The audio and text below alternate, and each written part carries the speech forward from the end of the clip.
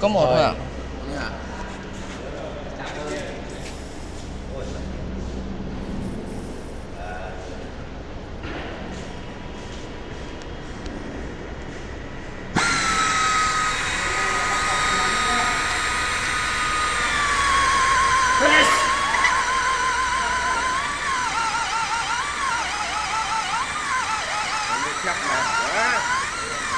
Đúng là phải cho cái thằng ấy nhặt lấy cái cán dao tiền đó.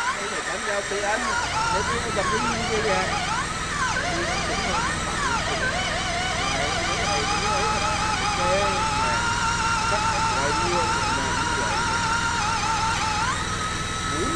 Rồi ok thôi, tắt đi anh.